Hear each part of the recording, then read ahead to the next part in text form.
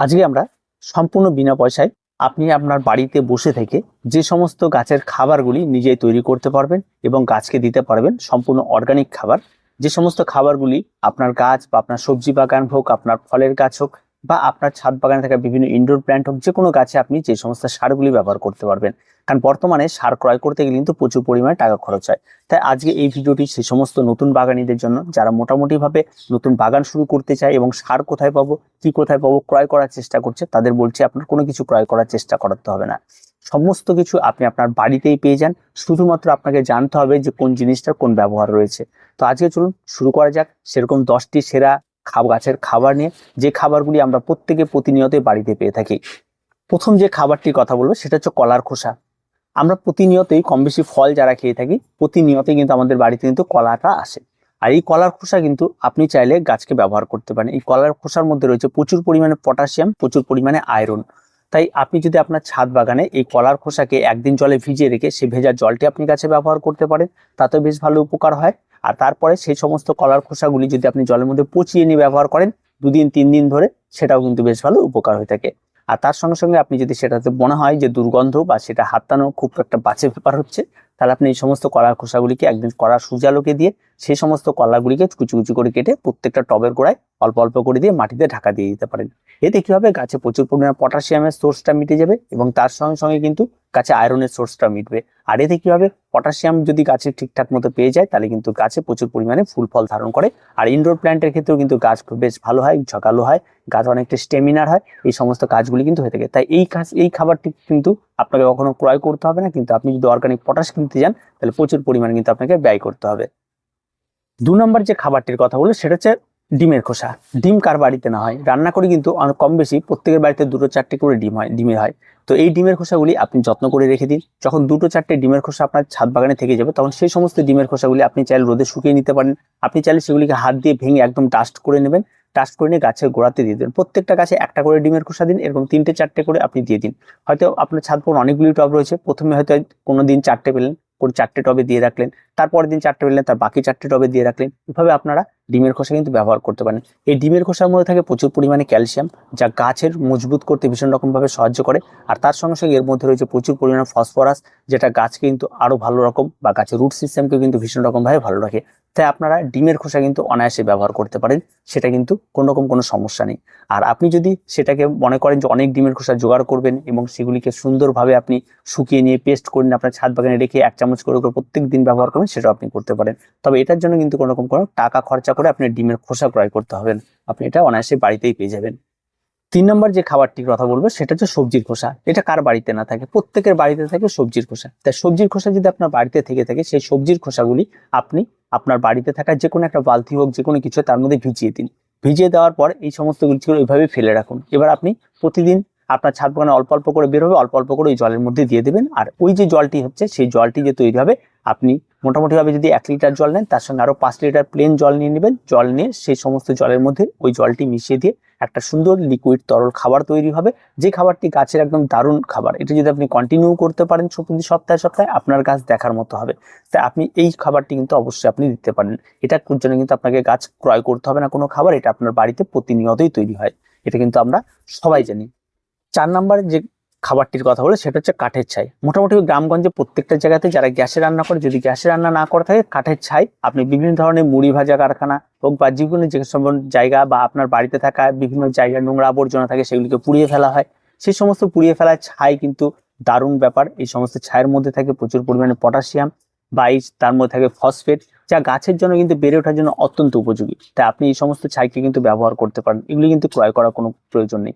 আপনার বাড়িতে হয়তো নোংরা আবর্জনা জমেছে, কোনো একটা জায়গায় এক জায়গায় জমা করে সেটাকে আগুন ধরিয়ে দিন। যেমন নোংরা আবর্জনা দূর হবে, পরিষ্কার পরিচ্ছন্ন হবে, তার সঙ্গে সঙ্গে গাছের একটা সুন্দর খাবার তৈরি হবে। সেটা আপনি তুলে নিয়ে এসে আপনি আপনার টবের মধ্যে প্রত্যেকটা টবে 1 চামচ হোক 2 চামচ হোক ব্যবহার করুন, বা মাটি তৈরির সময় ব্যবহার করুন। দারুণ রকম ভাবে একটা পটাশিয়ামের সোর্স কিন্তু এর মধ্যে থেকে যায়।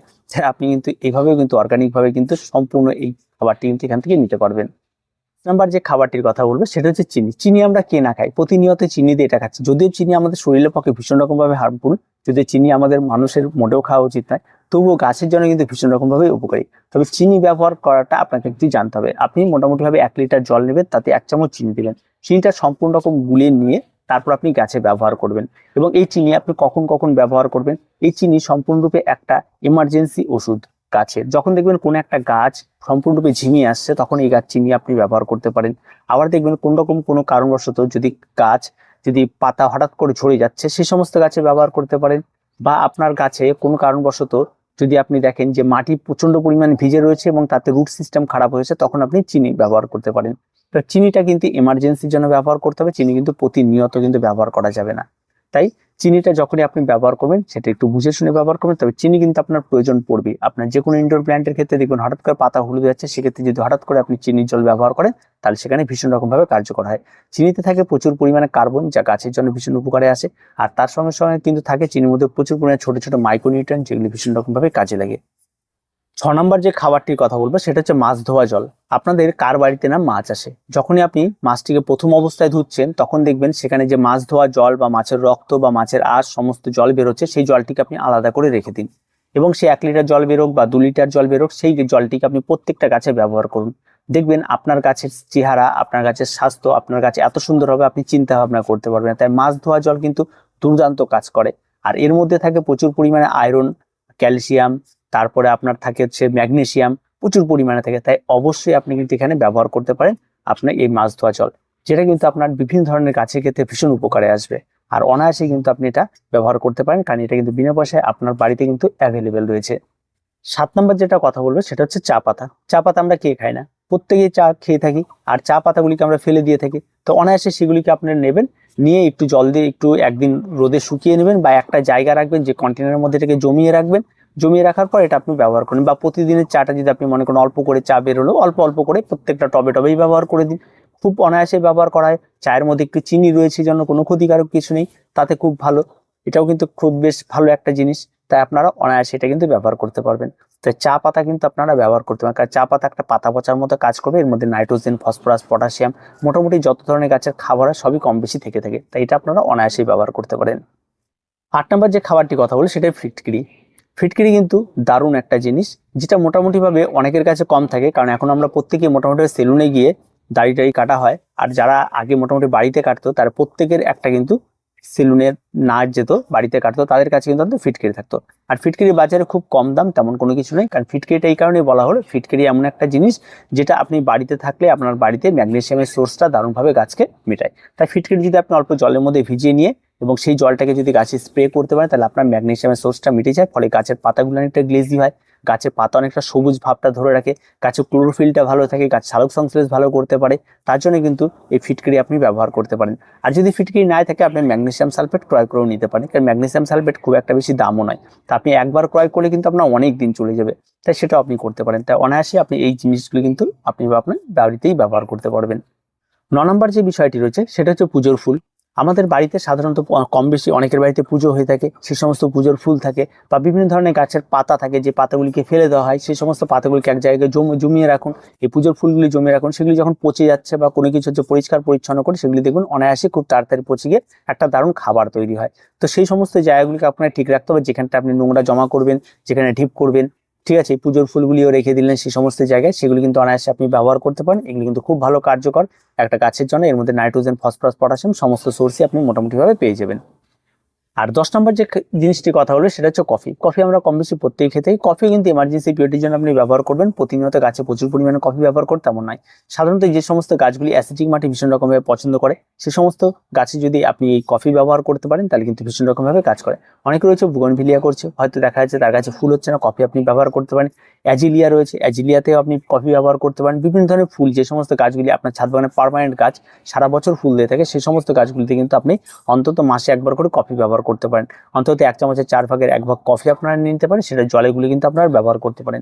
যদি কফির দামটা বেশি হয়ে থাকে, যদি আপনার কাছে থাকে, তবে আপনি ব্যবহার করুন, আর নাহলে কোনো রকম কোনো প্রয়োজন নেই। তবে এই সমস্ত খাবারগুলি কিন্তু আপনি আপনার বাড়িতে বসেই পেতে পারেন। আর তার সঙ্গে সঙ্গে ভাতের মাড় রয়েছে, সেটাও আপনি ব্যবহার করতে পারেন। আরও প্রচুর খাবার রয়েছে, যে সমস্ত খাবারগুলি আপনি চাল ধোয়া জল রয়েছে, সেগুলো অনায়াসেই ব্যবহার করতে পারেন পচিয়ে নিয়ে। আর এই সমস্ত খাবারগুলি যদি আপনি ব্যবহার করতে পারেন, আপনার বাড়িতে সম্পূর্ণ একদম নিরাপদ এবং কোনো রকম কোনো সমস্যা হবে না, এই সমস্ত গাছেরও কোনো সমস্যা হবে না। কিন্তু সবসময় খেয়াল রাখতে হবে অল্প অল্প করে প্রতিদিন ব্যবহার করতে হবে, তাহলেই কিন্তু খুব ভালো কাজ করবে। আর যদি আপনি প্রতিদিন ব্যবহার করতে না পারেন, জমিয়ে রেখে একটা সাপ্তাহিক খাবার, তবে সবজি পচা জল বা যে সমস্ত কিছু কথা বলে এগুলো কিন্তু প্রতি সাপ্তাহিকভাবে ব্যবহার করবেন আর নিয়মিত ব্যবহার করবেন। যে কোনো গাছে যদি খাবার আপনি নিয়মিত ব্যবহার করতে পারেন তাহলে বেশি কার্যকর হয়ে থাকে, আর সেই নিয়মিত যদি বাগান চর্চা করেন তাহলে সবচেয়ে ভালো কাজ হয়।